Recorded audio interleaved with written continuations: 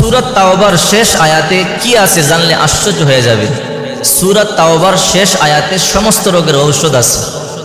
আপনি যে কোনো রোগের জন্য সূরা তাওবার শেষ আয়াতটি পাঠ করবেন, আল্লাহ ওই রোগ থেকে আপনাকে হেফাজত করবে।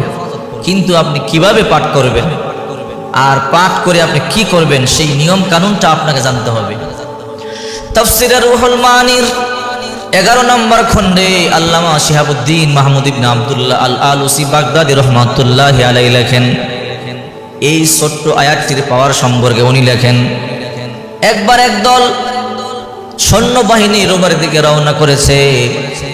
বিশাল বড় সৈন্যবাহিনী রোমের দিকে রওনা করেছে, রোমে যাবে, ইটালি যাবে। চলতে চলতে রাস্তার মধ্যে একজন সৈন্য পড়ে যায়, তার মাজার হাড় ভেঙে যায়।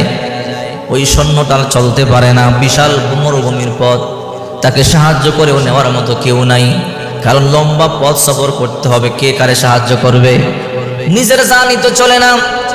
আল্লামা শিহাবুদ্দিন মাহমুদ ইবনে আব্দুল্লাহ আল আলুসি বাগদাদি রহমাতুল্লাহ আলাইহি লেখেন, সমস্ত ফৌজি কাফেলা, সমস্ত সৈন্যবাহিনী একজনকে রেখে সবাই চলে গেল, কারণ তোমার জন্য আমরা বিপদে পড়তে পারবো না। সবাই যখন চলে গেল, এই ব্যক্তি এই বিশাল মরুভূমির মধ্যে পড়ে একা একা কান্না করে, আল্লাহ আমাকে সবাই রাখিয়া চলিয়া গেল, আমার কোমরের হাড় ভেঙে গেছে, আমি চলতে পারি না। ওই লোকটা পানি শেষ হয়ে গেল, খাবার শেষ হয়ে গেল, 1 দিন 2 দিন 3 দিন চলে গেল, কোনো খাবার নাই। হঠাৎ করে রাত্রে চিন্তা করে, আমার যে খাবার শেষ হয়ে গেল, এই মরুভূমির মধ্যে আমি একা একা আছি, চলতেও পারি না, আমার তো বিপদ হবে, আমি তো মরিয়া যাব, আমাকে তো কেউ সাহায্য করবার মতো নাই। এই বিশাল মরুভূমির মধ্যে আমার খবর কেউ জানবে না, এখানে মরিয়া পড়িয়া থাকলেও কেউ দেখবে না। এই জন্য ওই সৈন্য আল্লাহর দরবারে চোখের পানিগুলো সারিয়া কাঁদতেছে, আল্লাহ শুনেছি তুমি না নাকি ঘুমাও না, দুনিয়ার দরজা বন্ধ হয়ে গেল, তোমার দরজা বন্ধ হয় না, দুনিয়ার রাজারা ঘুমায়, বাদশারা ঘুমায়। আল্লাহু লা ইলাহা ইল্লা হুয়াল হাইয়ুল কাইয়ুম লা তাখুযুহু সিনাতুন ওয়ালা নাওম।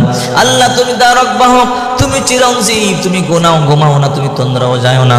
আল্লাহ তুমি তো সব দেখো, আমারে তুমি বানাইছো, আমারে তুমি সৃষ্টি করেছো। ও আল্লাহ আমি তোমার বান্দা, বিপদের মধ্যে পড়ে গেলাম, আমারে সাহায্য করো। এমন করে করে কান্না করতেছে, আল্লাহ তুমি ছাড়া আমার কেউ সাহায্য করতে পারবে না।